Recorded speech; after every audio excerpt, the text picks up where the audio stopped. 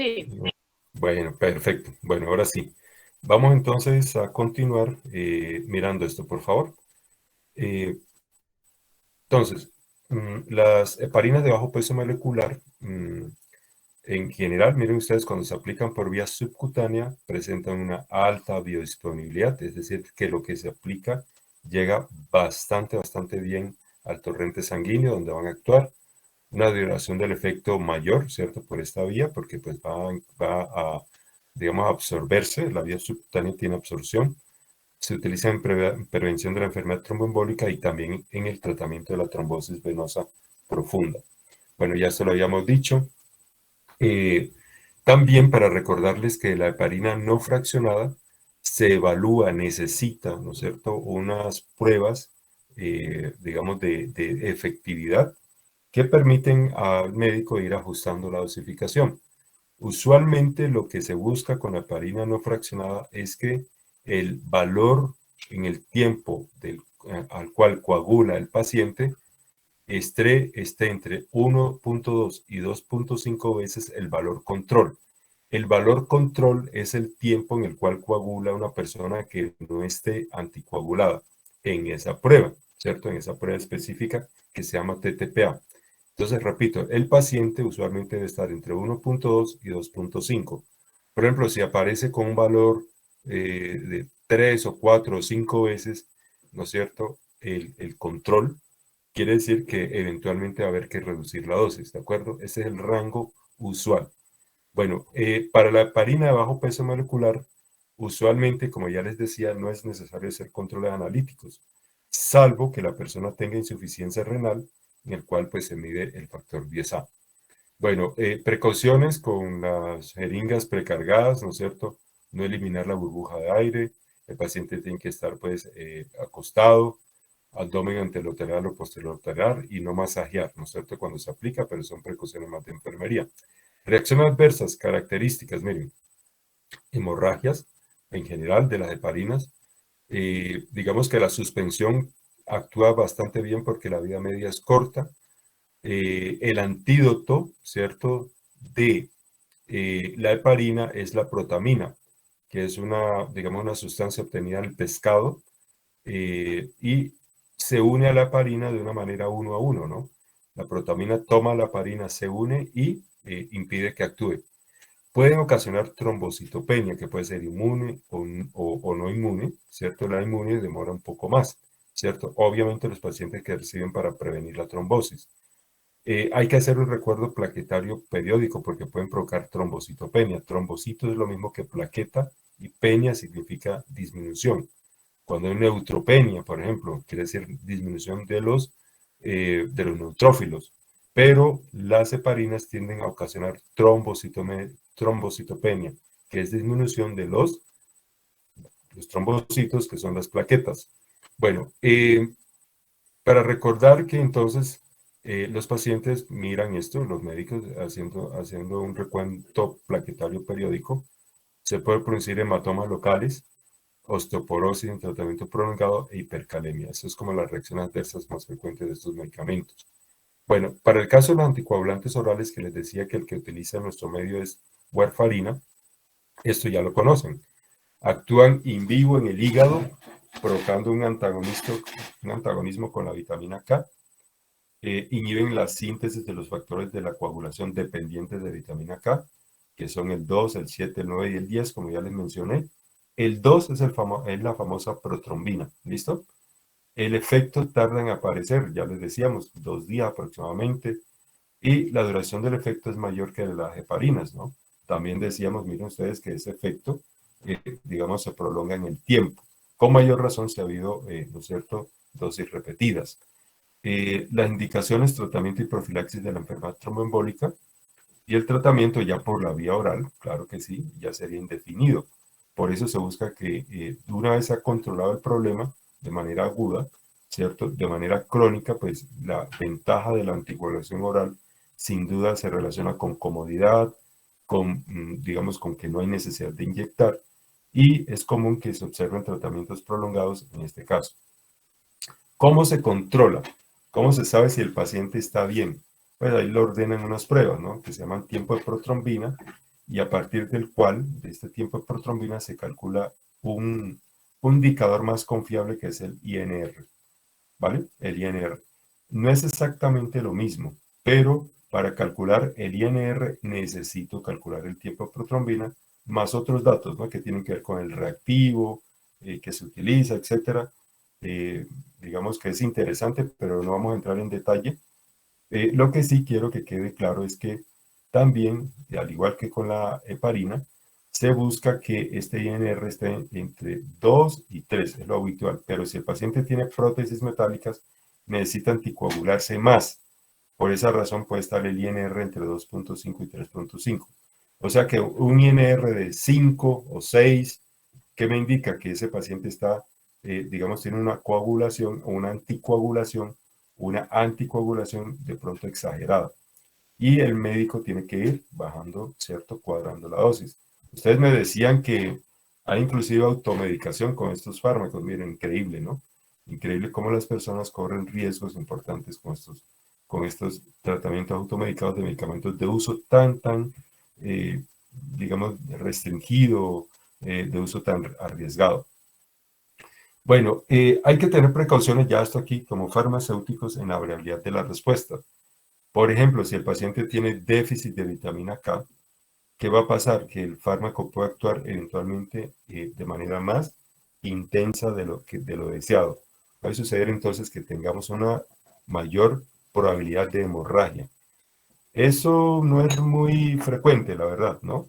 Pero, pues, personas con desnutrición o que tengan un problema serio, por ejemplo, diarrea, ¿cierto? En el cual no absorban bien la vitamina K, digamos que enfermedades crónicas, pues, que cursen con estas situaciones, podría suceder entonces que se incremente el riesgo de hemorragia. Porque como miren ustedes, como hay un balance entre vitamina K y warfarina, ¿cierto? Digamos que la dosis que se da es para contrarrestar esa vitamina K, ¿sí? Y si hay un déficit de vitamina K, entonces la dosis de warfarina sería relativamente grande para ese paciente, ¿sí? Porque él tiene un déficit. Y si ya tiene un déficit de vitamina K, entonces el riesgo de hemorragia se incrementa. Cuando hay enfermedad hepática, ¿no? Por cualquier causa, puede ser cirrosis. Recuerden que la cirrosis no solamente la ocasiona el alcohol, un virus, una hepatitis, también puede ocasionar cirrosis. Bueno, cuando hay enfermedad hepática, la síntesis de factores de la coagulación puede disminuir, puede bajar. Miren ustedes cuando hay intoxicación por acetaminofén, por ejemplo. A largo plazo, ¿cierto? Cuando ya se nota el impacto de la intoxicación, suponiendo que el paciente salvó su vida, puede también afectarse los factores de la coagulación, ¿sí ven? Porque el hígado es responsable de esa síntesis. Entonces, si hay enfermedad hepática, bajan los factores de la coagulación y la dosis de vitamina K, la dosis de warfarina eventualmente habría que ajustarla. Bueno, y lo mismo cuando hay enfermedad hepática, disminuye la velocidad a la cual ese paciente metaboliza el fármaco. Si hay disminución de la velocidad de biotransformación, también el riesgo de hemorragia se incrementa. Y hay otras interacciones, ¿no? Miren que hay muchas, ¿cierto? Antibióticos. Los antibióticos tienen la capacidad de afectar la flora bacteriana normal, muchos de ellos, ¿cierto? Y la flora bacteriana normal participa en el aporte de vitamina K. O sea que parte de nuestra vitamina K que absorbemos en el intestino se debe a la acción de la flora bacteriana normal. Y si esa flora bacteriana está disminuida y el paciente está como en el límite, puede suceder entonces que el tratamiento antibiótico me incrementa el riesgo de hemorragia, ¿vale? Aparte de que algunos antibióticos tienen efecto directo sobre la coagulación. Puede disminuir la absorción en algunos casos, ¿no es cierto? El desplazamiento a nivel de proteínas. Esto sí que es importante y creo que le dedicamos tiempo, lo vimos allá en la primera sesión. Cuando se desplaza a nivel de proteínas, cuando se desplaza a nivel de proteínas el fármaco por causa de interacción con otro medicamento, el efecto tiende a incrementarse, ¿sí? Bueno, y lo mismo puede por fármacos inductores o inhibidores enzimáticos disminuirse o aumentarse la biotransformación y eso se relaciona con disminución del efecto o con aumento del efecto, ¿vale? Entonces, miren que hay posibilidades muy altas. En general son fármacos que interactúan con muchos otros medicamentos, con alimentos, ya lo vimos, con alimentos ricos en vitamina K, por ejemplo, o suplementos dietéticos, ¿no? Los suplementos dietéticos que a veces el paciente no comenta o le venden, ¿cierto? Con un interés comercial y resulta que es muy alto en vitamina K. Como está anticoagulado, la vitamina K, acuérdense que interfiere el tratamiento. Las, digamos, los aportes muy altos de vitamina K como suplemento, alimentos ricos en vitamina K, ¿no? Todo esto debe ser monitoreado por el profesional encargado y nosotros podemos orientar a ese paciente. Hemorragias es un riesgo mayor que hay. Hay que informar al paciente, evitar con fármacos que incrementen el riesgo hemorrágico, como cuáles. ¿Cuáles fármacos podrían incrementar ese riesgo? Los AINES. Perfecto. Los AINES, por supuesto, sí, gracias. Y más que todo, el ácido acetilsalicílico, ¿cierto? Que tiene un efecto antiplaquetario mayor. Evitar estos fármacos en presencia de hemorragia activa, ¿sí? O inclusive cuando hay una hipertensión no controlada muy alta, miren que ante una ruptura de un vaso, que puede ser pequeña, allí miren que el médico evalúa muy bien ese riesgo. Entonces el paciente hipertenso, por ejemplo, tiene que estar muy bien controlado. Se entiende, ¿sí o no? ¿Por qué? Porque hay una presión aumentada en los vasos y una ruptura pequeña puede volverse un problema enorme porque el paciente está anticoagulado. ¿Listo? Entonces, miren que todo indica que un paciente anticoagulado tenemos que asesorarlo muy bien. Nuestra participación es muy valiosa. Y recordemos que el antídoto es vitamina K, ¿cierto? Pero en casos muy graves no basta con la vitamina K, sino hay que suministrar plasma fresco congelado. ¿Por qué? Porque en el plasma están los factores de la coagulación que él necesita urgentemente y que no hay tiempo de esperar que el hígado lo sintetice con la ayuda de la vitamina K, que sirve pero toma tiempo. Ya les mostré gráficos de daño fetal. La warfarina es teratogénica, ¿sí? Debe evitarse en el embarazo. Bueno, ¿qué le debemos nosotros informar al paciente con anticoagulación oral? ¿Qué es lo que a qué le tiene que prestar atención? Bueno, cumplir la dosificación, recuerden, ¿sí? Cumplir la pauta terapéutica, ya lo hemos visto, muy importante que lo haga, y sus controles. ¿Por qué razón? Porque en función de los resultados de esos controles, el médico puede ordenarle que baje o suba la dosis.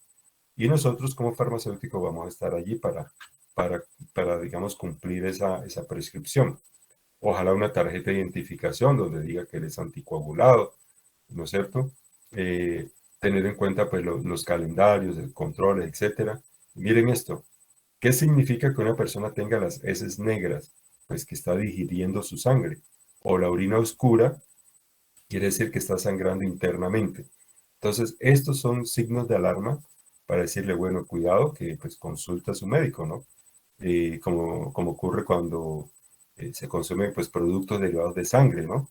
De sangre, pues de alimentos, quiero decir, que las heces cambian de color precisamente es porque el paciente ha digerido la sangre. Pero si no está consumiendo rellenos, por ejemplo, y nota que tiene heces de ese color, pues ojo, pues que puede estar indicando esa situación. Miren que ahí es importante mucho el sentido común, ¿no? Si el paciente está empezando a consumir warfarina, está empezando, o sea, todavía están ajustando la dosis, ¿será conveniente que él coma relleno? ¿Cierto que no? Porque No. si está presentando hemorragia interna no se va a notar. No sabemos si es por su propia sangre o la sangre del alimento consumido. Entonces uno podría decirle, mire, usted está empezando un tratamiento, ¿cierto? Es la primera vez que le formulan sí. Mire que me formularon, bien, listo. Entonces, por favor, mire, usted debe ser muy cumplido con los controles sin alarmarlo, ¿no? Si hay personas que tienen mucho tacto, ¿no? Que saben cómo hacerlo, ¿no? Sin alarmarlo, decirle, mire, hay que estar pendiente, ¿no? Es el fármaco le sirve muchísimo, pero hay que estar pendiente, un fármaco de uso delicado. Entonces vamos a tener esas precauciones. Que tengo un paseo y voy a consumir alimentos de este origen. Bueno, no será mejor aplazarlo un poquito porque miren que el médico va a estar pendiente que se presente esta situación de heces de color oscuro y si usted consume rellena, pues no se va a observar, no se va a notar si es de pronto que no entra el ajuste a la dosis. Así, con mucho tacto, ¿no? Con mucho tacto, porque los pacientes pues desconocen la historia, ¿no es cierto? Y pueden alarmarse, ¿no? Los pacientes son muy dados a escuchar al vecino que pronto, pues, entre comillas, los asesora, pero que a veces los confunde. Bueno, evitar tareas físicamente peligrosas, claro. ¿Sí? No, que yo soy aficionado al downhill y me voy solo en unas colinas pendientes, pues, ¿no? Pues, ¿no es cierto? Cuidado, ¿no? O que yo me gano la vida, qué sé yo, como aserrador y me voy a la montaña adentro 3 días de camino y con mi motosierra y traigo y corto los troncos y con eso me gano mi dinero. Bueno, pero ¿qué pasa? Usted solo por ahí un accidente con una motosierra, ¿ven? Entonces es digamos, es como de asesorar, ¿no? Al paciente. Bueno, yo no le puedo decir que no se le gane la vida, pero entonces, ¿por qué no coordina con otra persona? O por lo menos, o ojalá más de una persona adicional, para que pues no haya este tipo de colaboración en caso de una situación de emergencia. ¿Qué hacer ante una hemorragia? ¿No es cierto? Presentarse rápidamente, ¿qué hacer? ¿No es cierto? Los primeros auxilios, etcétera. Consultar ante el inicio o cese de cualquier medicación. ¿Por qué? ¿Esto por qué? Porque se recomienda que el paciente consulte ante el inicio o cese de cualquier medicación.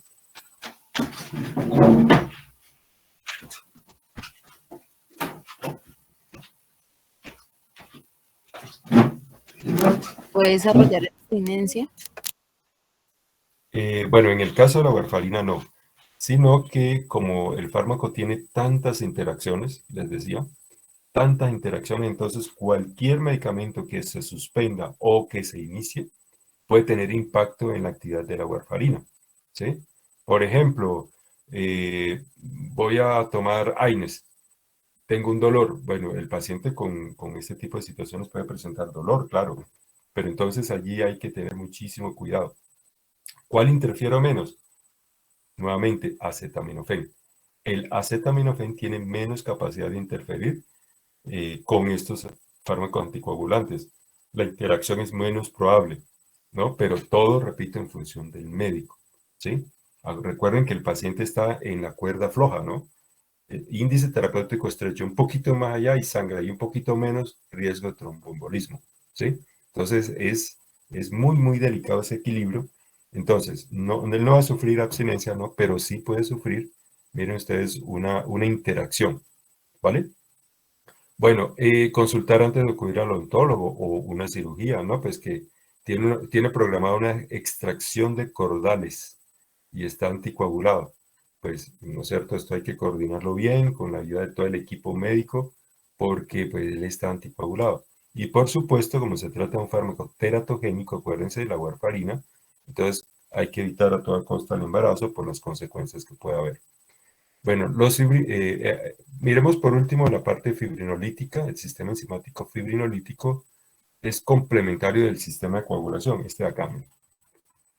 Este de acá, muy rápidamente lo miramos. Aquí. Miren ustedes. Miren. Este es el sistema fibrinolítico.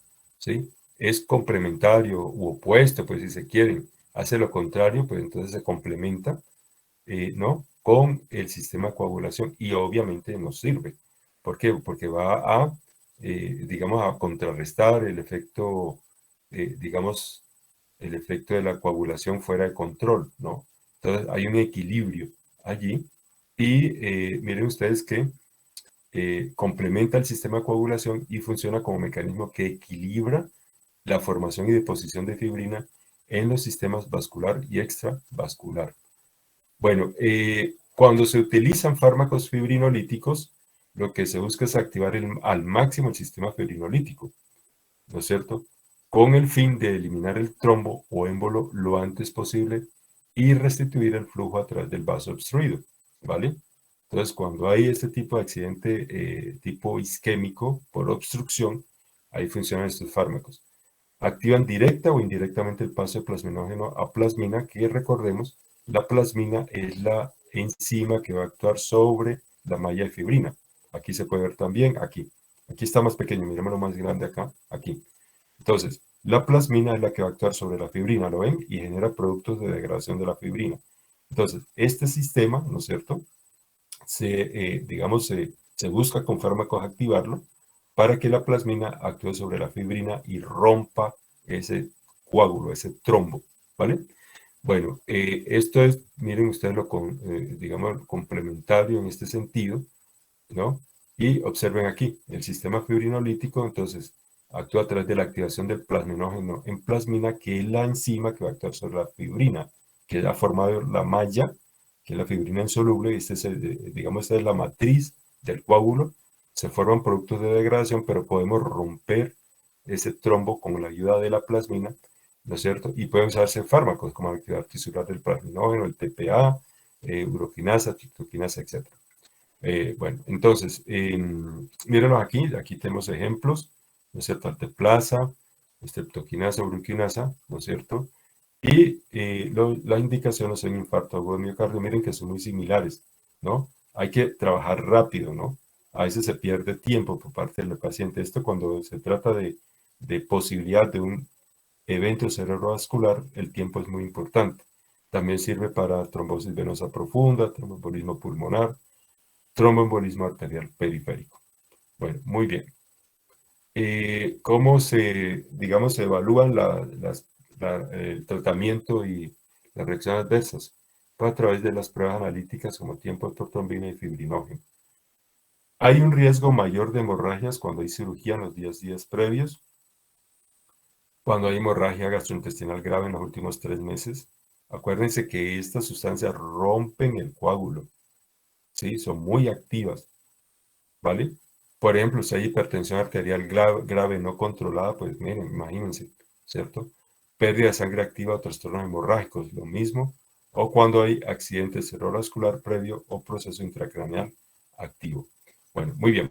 Vamos aquí a cerrar y vamos a dar inicio de inmediato, porque hemos tenido problemas con la conexión, a ver los medicamentos antimicrobianos, ¿vale?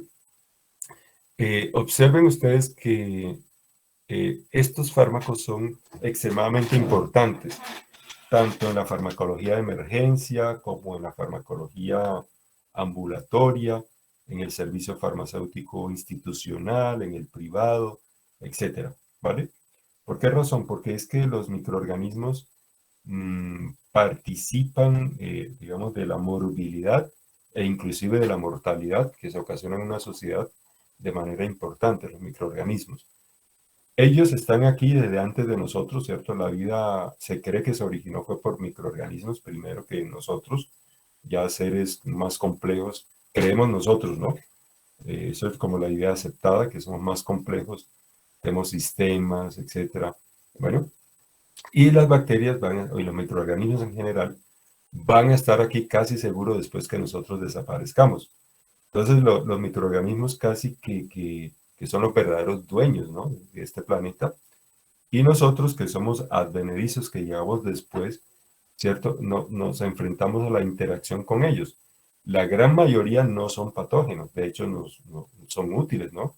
Mirando desde nuestro punto de vista, son los que descomponen, por ejemplo, la materia orgánica, ¿no? Los hongos, muchas, ¿no? Bacterias, descomponen el material vegetal, por ejemplo, en el bosque, y ese material pasa, se convierte en nitrógeno y sirve para que crezcan otras plantas, ¿sí?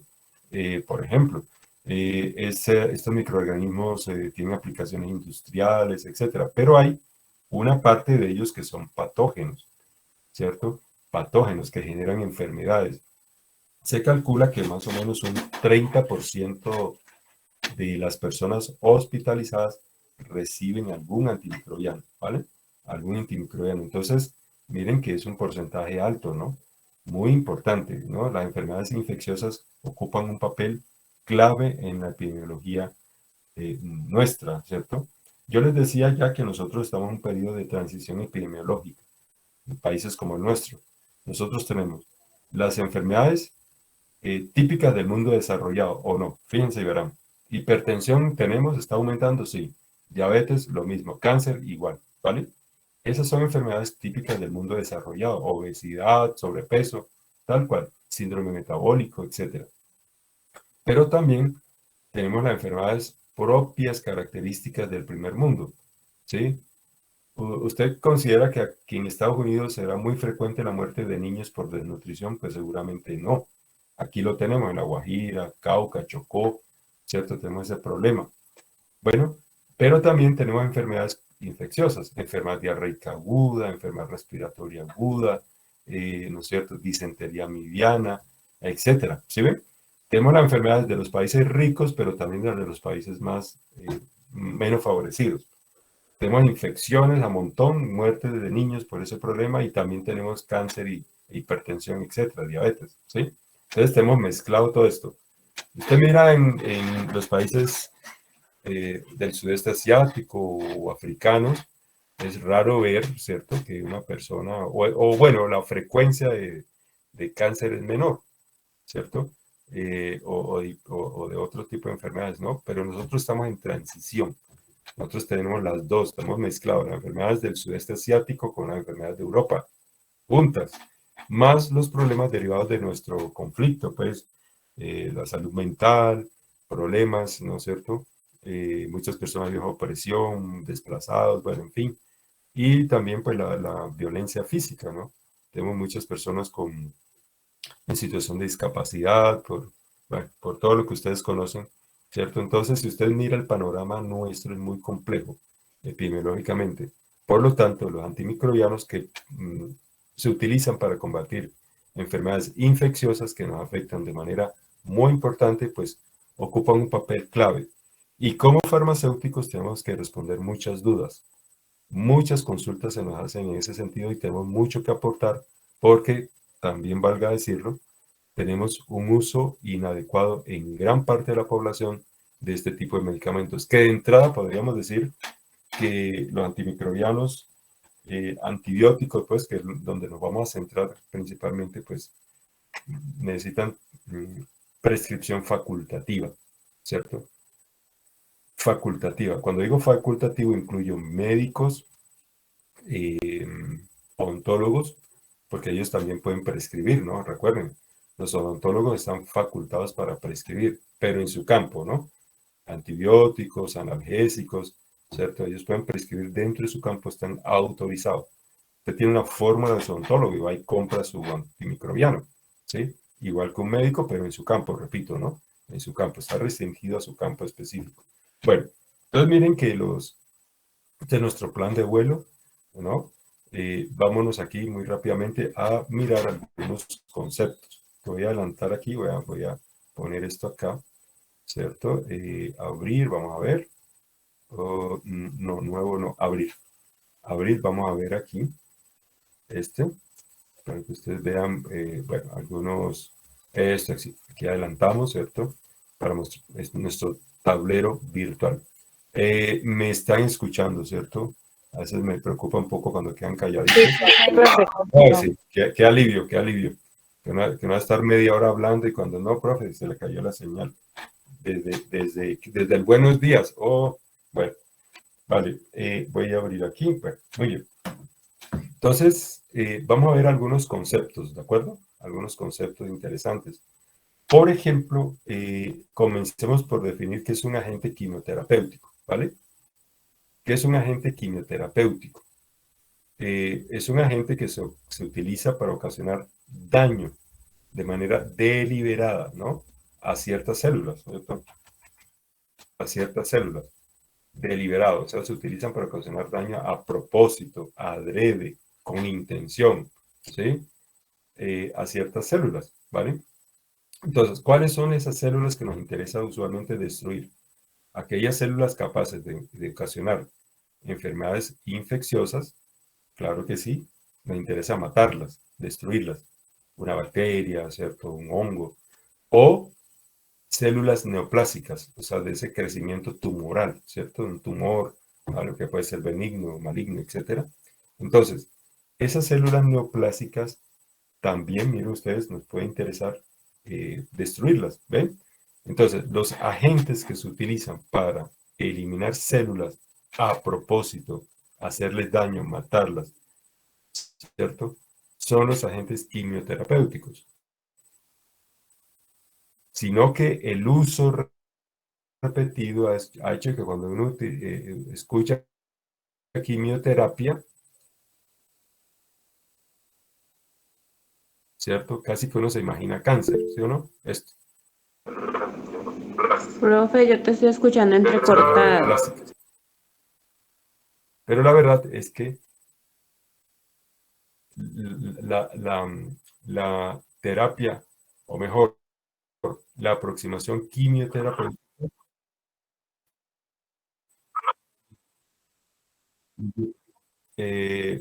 ¿me confirman si son todos? Sí, profe. Señor, Es otra vez a Porque puede cortar. ser un problema local, ¿no? Puede ser un problema local. ¿Todos están escuchando mal en este momento? Yo lo escucho Sí, bien. se Que escucha no, ¿no? entrecortado, Ahí profe. me escuchan bien. A veces es un problema temporal. Bueno, una decisión, volvemos a parar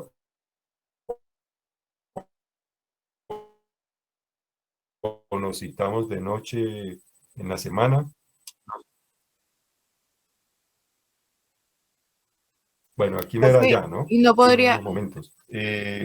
O nos vemos. Sí, cuéntame. No, pero sí, sí, cortando otra vez. Sí. O sea, se le escucha bien por un momentico y otra vez vuelve y como que se entrecorta.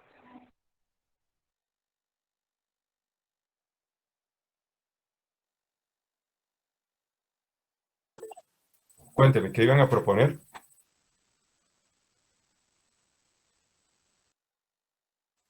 Vale. no, profe, Profe, nos no se escucha nada. la clase y nos la envíe por correo o algo. Sería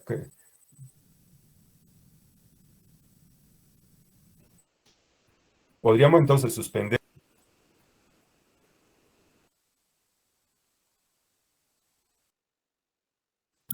Se congeló.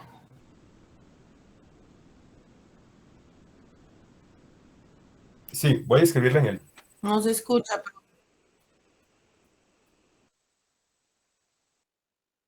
eh, un momento.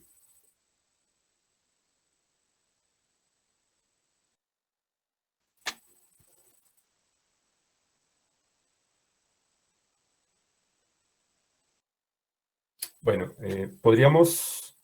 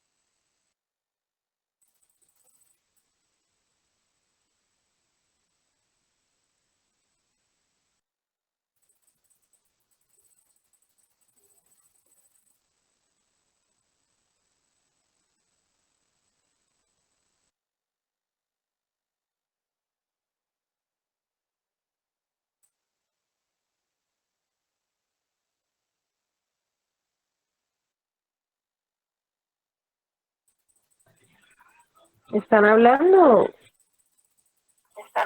No, no, estoy.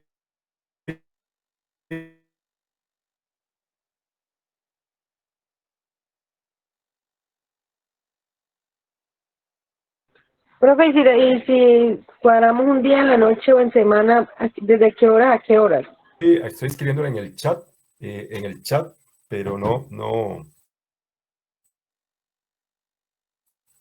chat, pero no funciona. ¿Ahí me escuchan bien?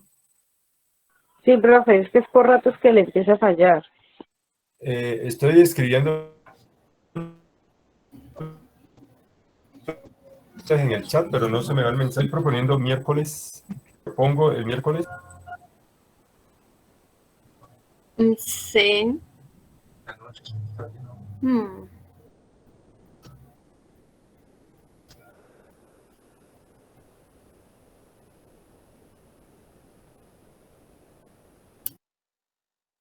A las 6:30. Les propongo miércoles a las 6:30 para terminar la clase.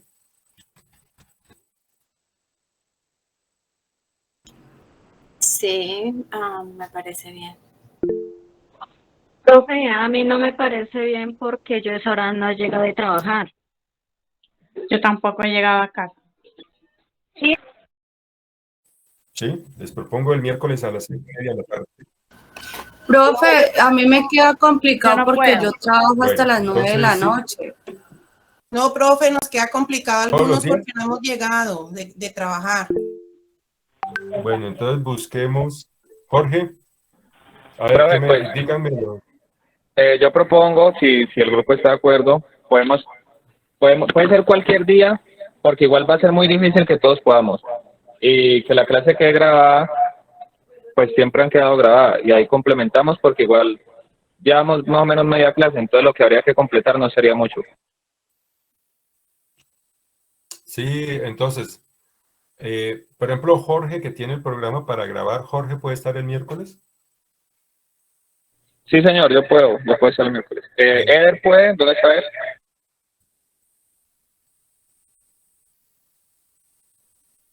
Eder puede, Eder.